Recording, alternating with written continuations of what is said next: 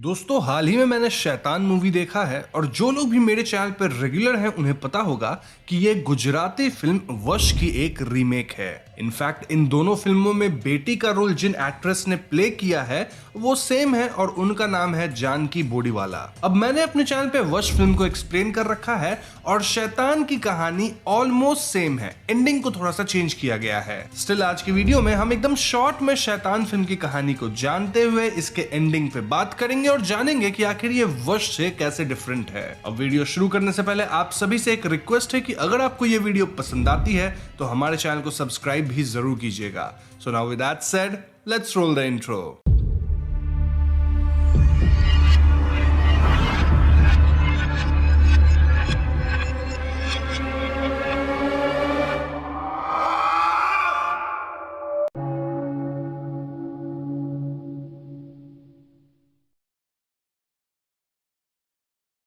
तो फिल्म की शुरुआत में हमें एक मरा हुआ चूहा दिखाया जाता है और एक अनजान आदमी पॉलिथीन बैग में इस चूहे को रख लेता है। फिर फिल्म की इंट्रो आती है और इसके बाद हम एक फैमिली को देख पाते हैं जिसमें 4 लोग हैं। यहाँ पिता का नाम कबीर है, माँ का नाम ज्योति, बड़ी बेटी का नाम जानवी और बेटे का नाम ध्रुव है। कार में जानवी अपने पिता से कहती है कि वो अपनी फ्रेंड्स के साथ लद्दाख ट्रिप पे जाना चाहती है and Kabir was not sure कि वो जानवी को इस ट्रिप के लिए अलाउ करे, लेकिन जानवी एकदम जिद करने लग गई थी और ऐसे में कबीर फाइनली मान जाता है। लेकिन कबीर के कुछ कंडीशंस थे, लाइक उन्हें जानवी के सभी फ्रेंड्स का नाम और फोन नंबर चाहिए था एंड मोस्ट इंपॉर्टेंट इज कि जानवी को हमेशा अपना लाइव लोकेशन शेयर करना है। जानवी इसके लिए मान जाती है और उसके फ्रेंड्स ट्रिप पे जाने से पहले ये फैमिली अगले दिन एक छोटी आउटिंग पे निकलती है। बेसिकली ये लोग अपने फार्म हाउस जा रहे थे और रास्ते में ये फैमिली एक रेस्टोरेंट में भोजन करने रुकती है। यहाँ खाने में ये लोग पराठा मंगवाते हैं और जानवी इस पराठा को खाने से मना कर देती है क्योंकि इसमें बहुत बटर था। कबीर यहाँ 2 चाय ऑर्डर करना चाहता था लेकिन उसके पास 20 रुपए छुट्टा नहीं था। ऐसे में वहां खड़ा एक अनजान आदमी अपने लिए एक चाय लेता है और 2 चाय कबीर की फैमिली के लिए भी ले लेता है। कबीर उसे अपने फैमिली टेबल पे इनवाइट करता है और वो आदमी जो अपना नाम वनराज कश्यप बताता है वो कबीर की फैमिली के साथ घुलने मिलने लगता है। वनराज बड़ी चालाकी से कहता है कि मैं जानवी का पराठा खा लेता हूं और तुम मेरा लड्डू खा लो। जानवी फौरन वनराज का दिया हुआ लड्डू खा लेती है क्योंकि ऑफ कोर्स बच्चों को मीठा खाना पसंद होता है। लेकिन लड्डू खाते ही जानवी को थोड़ा अजीब फील होता है एंड देन वनराज जानवी को ये बटर वाला पराठा खाने कहता है। सरप्राइजिंगली जानवी बिना सवाल जवाब किए अपना पराठा पूरा खा लेती है व्हिच वाज वेरी वियर्ड। इसके बाद ये लोग खा पी के रेस्टोरेंट से निकलते हैं और जाने से पहले वनराज जानवी को वापस से बिस्किट देता है सेइंग कि फार्म हाउस पहुंच के ये सबसे पहले खा लेना। अगेन जानवी उसकी बात को सुन के हामी भरती है व्हिच वाज वेरी अनयूजुअल क्योंकि जानवी एक ऐसी लड़की थी जो कि किसी की एक नहीं सुनती थी, लेकिन वो वनराज की हर बात सुन रही थी। इनफैक्ट फार्म हाउस पहुंच के वो सबसे पहले उस पैकेट से बिस्किट निकाल के खाती है। खैर फार्म हाउस में पूरा परिवार खूब एंजॉय करने लगता है और ज्योति नोटिस करती है कि वनराज इनके फार्म हाउस के बाहर खड़ा था। वो ये बात कबीर को बताती है और जब तक कबीर पूल से निकल के वनराज से मिलने जाता जानवी उसे ऑलरेडी घर के अंदर बुला ली थी। वनराज का कहना था कि उसकी फोन डेड है और वो यहाँ के बस अपनी बेटी को फोन करना चाहता है इनके फोन से। कबीर को ये अजीब तो लगता है लेकिन वो वनराज की रिक्वेस्ट मान लेता है। हम देख पाते हैं कि वनराज यहाँ जानवी पे नजर रख रहा था और अब भी जानवी उसकी हर बात मान रही थी। ज्योति वनराज के घर में आने से खुश नहीं थी लेकिन कबीर का कहना था कि हम बस उसकी हेल्प कर रहे हैं और थोड़ी देर में वो चला जाएगा और मैं चेंज करके उस पे ही नजर रखूंगा। खैर जानवी वनराज से बात कर रही होती है जहां वो उसे अपने बॉयफ्रेंड के बारे में बताती है, देन अपने अपकमिंग लद्दाख ट्रिप के बारे में भी बताती है वगैरह वगैरह। वनराज कहता है कि तुम लद्दाख ट्रिप पे नहीं जा पाओगे क्योंकि तुम्हें तो मेरे साथ चलना है। वो जानवी को इस प्रस्ताव पे ओके बोलने कह रहा था और जानवी भी फॉर सम रीजन ओके बोलने के लिए कंपेल हो रही थी, लेकिन तभी ध्रुव जानवी की तरफ बॉल फेंकता है जिससे ये ऑकवर्ड इंटरेक्शन भंग हो जाता है। ध्रुव बार बार जानवी से खेलने को कह रहा था और ऐसे वनराज जानवी से कहता है कि आज तुम अपने भाई के साथ इतना खेलो कि आगे उसे खेलने का मन ही ना करे। इसके ठीक बाद जानवी जाती है और ध्रुव को स्विंग पे बिठाकर उसे बहुत जोर से झुलाने लगती है। इससे ध्रुव डर के चीखने लगता है और ये बात ज्योति नोटिस करती है। कबीर और ज्योति किसी तरह जानवी को रोकते हैं और अब तक ध्रुव को तो चक्कर वगैरह आने लग गए थे। कबीर जानवी पे थोड़ा गुस्सा होते हैं और वहीं बैठा वनराज कहता है कि जानवी पापा से सॉरी सॉरी बोलो, और जानवी तुरंत सॉरी बोलती है। अब खाना खाते वक्त वनराज फिर से इनके फैमिली मैटर्स में दखल अंदाजी करने लगता है और वो कहने लगता है कि मुझे आपके फैमिली के बारे में सब पता है। वो जानवी से कहता है कि तुम अपने बॉयफ्रेंड विवान को फोन लगाओ और उससे ब्रेकअप कर लो। सरप्राइजिंगली जानवी एग्जैक्टली ऐसा ही करती है और ये सब देखकर जानवी के पेरेंट्स बहुत घबरा जाते हैं। कबीर फौरन वनराज को यहाँ से निकलने कहता है, लेकिन वनराज जाने के लिए तैयार ही नहीं था। ऐसे में कबीर वनराज को पकड़ के घर से बाहर निकालने लगता है, लेकिन जानवी एकदम से अपने पिता से ही लड़ने लगती है, सेइंग कि अंकल कहीं नहीं जाएंगे। वो अपने पिता को धक्का देने लगती है और जानवी का बर्ताव एकदम पागलों जैसा था। जानवी कहने लगती है कि अंकल जो भी कहेंगे वो करना मेरे लिए जरूरी है। वनराज यहाँ बताता है कि वो जानवी के साथ वशीकरण किया है, काला जादू, यानी कि अब जानवी सिर्फ वही करेगी जो वनराज बोलेगा, क्योंकि जानवी वनराज के वश में है। डेमो देने के लिए वनराज जानवी को खड़ी होने देन बैठने के लिए कहता है और फिर यही काम बार बार करवाता है। इनफैक्ट उसके बाद रोने कहता है, हंसने कहता है, वगैरह वगैरह। ये सब देख ज्योति रोते हुए वनराज से पूछती है कि आपको हमसे क्या चाहिए। वनराज पहले तो इनका सारा फोन टैबलेट यहाँ पे रखवाता है और फिर जानवी से सारा फोन तुड़वा देता है। वनराज यहाँ जानवी को चाय पत्ती तक खिलवाता है और अपने ही पिता कबीर को थप्पड़ भी मरवाता है। अब वनराज जानवी से अपना पैर दबाते हुए कहता है कि मैं जानवी को अपने साथ ले जाना चाहता हूँ। बेसिकली वनराज चाहता था कि जानवी के पेरेंट्स उसका दान कर दे, यानी खुद कह दे कि जानवी वनराज के साथ जा सकती है। वैसे तो वनराज जानवी को ऐसे भी ले जा सकता है क्योंकि जानवी ऑफ कोर्स उसके वशीकरण के अंदर है, लेकिन अगर परमिशन नहीं मिलती है ना तो आगे चल के फ्यूचर में उसका वशीकरण टूट सकता है, क्योंकि दिल से जानवी अपने पेरेंट्स को याद करती रहेगी। इसीलिए पेरेंट्स की परमिशन जरूरी है और कबीर एंड ज्योति को यह कहना है कि वो अपनी बेटी का आजीवन अर्पण कर रहे हैं। ऑफ कोर्स कबीर इसके लिए तैयार नहीं होता और ऐसे में वनराज कहने लगता है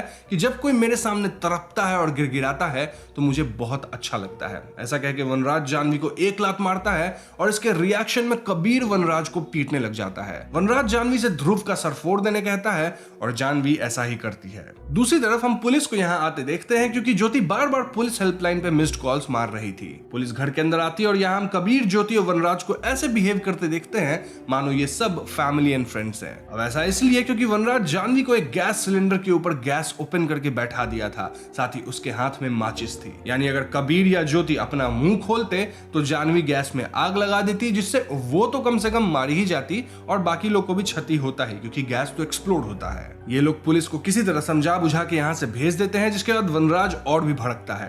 कबीर यहाँ वनराज को घर और पैसा भी ऑफर करता है, लेकिन वनराज कबीर के सामने ही पैसा जला देता है, यानी कि इट वाज क्लियर कि वनराज को जानवी ही चाहिए थी। वनराज कहता है कि धन पाना, हवस और लालच ये सब बेकार की चीजें मेरे अंदर नहीं है, क्योंकि मैं इंसान नहीं हूँ बल्कि मैं इंसानों से बहुत आगे बढ़ चुका हूँ। ये उमरा की रात मेरे लिए आई है। उमरा परछाई का वो काला हिस्सा है जहाँ रोशनी की एक किरण तक नहीं पहुंचती। इसके बाद वनराज संस्कृत में कुछ चीजें बोलता है जो इस तरफ इशारा कर रही थी कि कुछ ही घंटों बाद वो एकदम सुप्रीम पावर होगा। वो अहम ब्रह्मास्मि भी कहता है। ये सारी चीजें ओरिजिनल फिल्म में नहीं थी, बट स्टिल आगे मैं कहानी बताता हूँ। इसके बाद वनराज जानवी से कई चीजें करवाता है, लाइक खुद को थप्पड़ मरवाना, बिना रुके डांस करना। इनफैक्ट वो जानवी को चाकू लाने कहता है और खुद को गार्ड भी करवाता है। एक पॉइंट पे तो जानवी पैंट में सुसु तक कर देती है और ज्योति उसका पैंट वगैरह चेंज करती है। इसी बीच मौका पाके ज्योति जानवी के हाथ से चाकू लेके वनराज पे हमला करती है। यहाँ काफी हाथापाई शुरू हो जाती है, जहाँ वनराज और जानवी एक तरफ थे और ज्योति और कबीर एक तरफ। ध्यान रहे कि ज्योति और कबीर जानवी को चोट नहीं पहुंचा सकते थे, लेकिन कबीर जानवी को बांध देता है और वनराज को ओवरपावर कर जाता है। वनराज फौरन जानवी को जोर जोर से हंसने कह देता है और जानवी हंसना शुरू करती है। ऐसे में कबीर को न चाहते हुए वनराज को छोड़ना पड़ता है, क्योंकि अगर वनराज को वो मार भी देता है तो भी जानवी तो हंसती ही रहेगी, कभी रुकेगी ही नहीं पूरी जिंदगी भर। नाउ वनराज नेक्स्ट लेवल पे जाता है, जहां वो जानवी से अपने छोटे भाई ध्रुव को मारने कहता है। वनराज के ऐसा कहते ही जानवी ध्रुव को मारने चल देती है और पेरेंट्स जानवी को रोकने की कोशिश करते हैं। जानवी इन्हें इमोशनली बेवकूफ बना के ध्रुव को खोजने लगती है, लेकिन ध्रुव कहीं तो छुपा था। इन द एंड जानवी ध्रुव को छत पे पाती है और थोड़ी हाथापाई के बाद वो ध्रुव को छत से नीचे फेंक देती है। पेरेंट्स फौरन ध्रुव के लिए नीचे आते हैं और ध्रुव की हालत गंभीर थी, इसलिए ना चाहते हुए भी कबीर और ज्योति जानवी का अर्पण कर देते हैं, जिसके बाद वनराज जानवी के साथ यहाँ से निकल लेता है। उसके जाते ही कबीर अपनी बीवी ज्योति से ध्रुव को हॉस्पिटल ले जाने कहता है। मीनवाइल वो खुद जानवी के लोकेशन को ट्रैक करते हुए वनराज का पीछा करता है। बेसिकली जब इनके बीच हाथापाई हो रहा था घर के अंदर, तब कबीर कभी तो जानवी के फोन का लोकेशन ऑन करके उसके पास ही रख दिया था, यानी अब वो जानवी के रियल टाइम लोकेशन को ट्रैक कर सकता था एक फोन का जुगाड़ करके। वहीं दूसरी तरफ हम वनराज को अपने अड्डे पे पहुंचते देखते हैं, जहां वो कई लड़कियों को अपने वशीकरण का शिकार बना के रखा था। वो कहता है कि आज की रात वो जानवी और बाकी लड़कियों को आजाद कर देगा। देन वनराज खुद को किसी तरह के रिचुअल के लिए तैयार करता है और हम सभी लड़कियों को ट्रांस स्टेट में देखते हैं। हम समझ पाते हैं कि वनराज कुछ यज्ञ जैसा कर रहा है, जहां वो इन सभी लड़कियों को अग्नि कुंड में कूदवाने वाला है, यानी उनका बलिदान देने वाला था। मीनवाइल कबीर किसी तरह लोकेशन पे पहुंचता है और कुछ लड़कियां जो कि गार्डिंग कर रही थी वो कबीर पे हमला करती हैं। कबीर इन सब से लड़ते हुए फाइनली आग वाली जगह पे पहुंचता है और वनराज कुछ देर के लिए अपना रिचुअल रोकता है। कबीर को घसीट के वनराज के पास ले जाया जाता है और इस पॉइंट पे वनराज अपना प्लान बताता है। दरअसल इन सभी लड़कियों की बलि देने के बाद वनराज की शक्तियां इतनी बढ़ जाएगी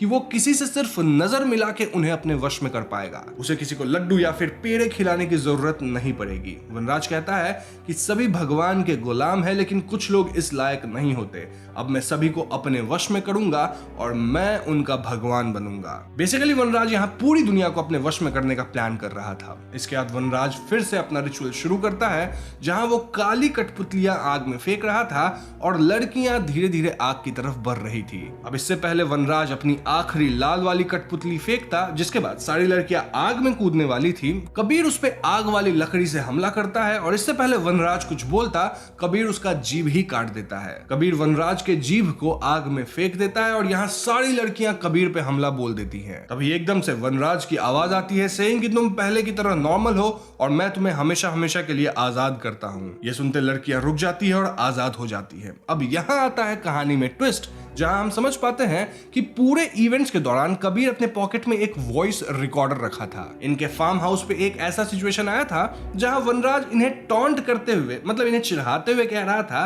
कि आपको क्या चाहिए कि मैं सभी को आजाद कर दूं ताकि सब नॉर्मल हो जाए हमेशा के लिए। तो हाँ, इस ऑडियो को रिकॉर्ड करके अपने बेटे की मदद से कट एडिट करके कबीर परफेक्ट बना लिया था, जो कि वो अभी प्ले करके सभी लड़कियों को आजाद कर दिया। यानी सभी लड़कियों के साथ जानवी भी बच गई थी and it looks like a happy ending. अगले सीन में हम पुलिस को भी देखते हैं, जिनसे हम जान पाते हैं कि उस जगह पे 108 लड़कियां थी। 108 ही क्यों? क्योंकि 108 नंबर का हमारे धर्म में काफी सिग्निफिकेंस है। सभी लड़कियां अब अपने घर वापस जा चुकी हैं और अपने परिवार से मिल रही हैं। मीनवाइल हम देख पाते हैं कि ज्योति भी ठीक है और ध्रुव भी अब हील कर रहा है। अब यहाँ से कहानी 1 साल बाद की आती है, जहां मूवी के स्टार्ट वाला सीन देखते हैं। जी हाँ, वही चूहा पकड़ने वाला सीन, और चूहा पकड़ने वाला इंसान और कोई नहीं बल्कि एक कबीर था, जो कि जंगल जैसी जगह में एक बेसमेंट के अंदर कहीं तो जाता है और यहाँ हम देखते हैं कि वो वनराज को कैद करके रखा है। जी हाँ दोस्तों, वो वनराज को चूहा और चाय पत्ती खाने देता है और कुछ डायलॉग्स मारता है कि कैसे पेरेंट्स अपने बच्चे के लिए कुछ भी कर सकते हैं, वही बच्चे के लिए भगवान होते हैं। इन द एंड हम समझ पाते हैं कि अब यही बेसमेंट या बंकर वनराज का नर्क है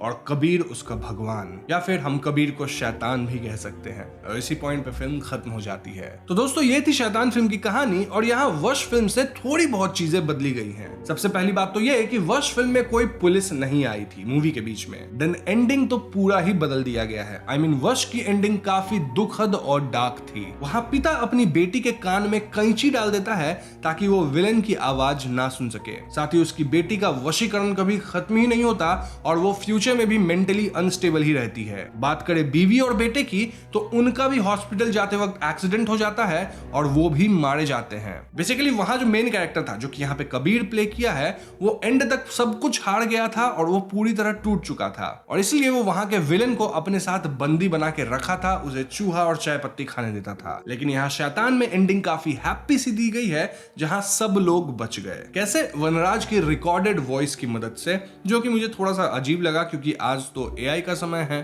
तो ऐसे भी वनराज का कोई ना कोई आवाज कॉपी करके किसी को भी कुछ भी कर सकता था। यही वजह है कि मुझे पर्सनली वश वाली एंडिंग ज्यादा इंपैक्टफुल लगी थी, क्योंकि ऑफ कोर्स वो ज्यादा डार्क सी थी। इनफैक्ट उसमें इमोशंस भी एंडिंग में ज्यादा थे और हमें लगता है कि भाई कुछ बहुत बुरा हुआ। वैसे एक और बात क्लियर है कि हाँ, शैतान मूवी की जो बजट है वो वश से काफी ज्यादा बड़ी दिख रही है। और हाँ, वश मूवी में ये पूरे दुनिया को कब्जा करना ऐसी चीजें नहीं थी। वो बंदा लड़कियों को इसलिए पकड़ के ले जाता था ताकि वो अपना काम काम करवा सके, उनके साथ रह सके। यहाँ शैतान में एक अलग एंगल दिया गया है कि कैसे वनराज पूरी दुनिया को ही अपने वशीकरण में लाना चाहता था। तो हाँ, ये भी एक डिफरेंस है। तो आप मुझे बताओ, आपको वश की कहानी ज्यादा अच्छी लगी थी या फिर शैतान की? दोनों की एक्सप्लेनेशन चैनल पे है, आप चाहे तो दोनों को जाके देख सकते हैं। वैसे आपकी ओपिनियन मेरे से अलग हो सकती है, तो आप अपनी ओपिनियंस कमेंट में जरूर बताइएगा। तो बस आज की वीडियो में इतना ही। वीडियो पसंद आई हो तो इसे लाइक और शेयर कीजिएगा, साथ ही चैनल पर नए हैं तो हमें सब्सक्राइब भी कीजिएगा। I will see you guys in the next one. Peace out.